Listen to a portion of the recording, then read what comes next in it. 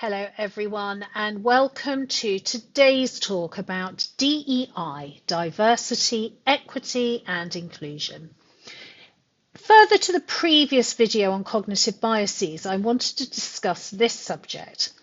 Diversity, equity and inclusion are often discussed together because they are key to creating a work environment where everyone can thrive. But what do these terms mean and why do they matter so much in today's business world? First, let's define each part of DEI. Diversity means having a mix of people with different backgrounds, experiences and perspectives. This can include differences in race, gender, age, cultural background, abilities and more. A diverse team brings many unique skills and viewpoints which can lead to more creative ideas and solutions. Equity is about fairness. It means making sure everyone has what they need to succeed. Equity isn't the same as equality, where everyone is given the exact same resources. Instead, equity recognizes that people start from different places and may need different support. For example, a new hire might need more training than someone who has been with the company for years. Inclusion is the final piece. Inclusion is about creating an environment where everyone feels they belong and can fully participate. It's not enough to simply have a diverse team. Everyone needs to feel valued and respected. Inclusion happens when people feel they can speak up, share their ideas and be themselves without fear of being judged or excluded. So why should companies care about DEI? First, DEI creates a better workplace culture. Employees who feel included and valued are generally happier, more motivated and more productive. When people feel they can be themselves at work, they're more likely to engage fully in their roles and stay with the company longer. DEI can also give companies a competitive advantage. Studies show that diverse teams perform better because they bring multiple perspectives to problem solving. In fact, companies with diverse leadership tend to see higher profits. This is partly because these companies can serve diverse customers better. When employees come from various backgrounds, they understand different markets and can create products and services that appeal to a wider range of people. But implementing DEI isn't always easy.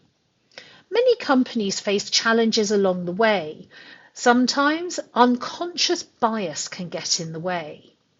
Unconscious bias is when we have attitudes or stereotypes about people without even realizing it.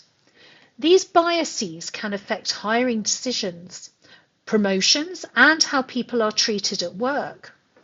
For example, a hiring manager might favor a candidate with a similar background to theirs, even if that person isn't the best fit for the job. To address unconscious bias, companies can offer training that helps employees recognize their own biases. This can help make hiring and promotion processes fairer.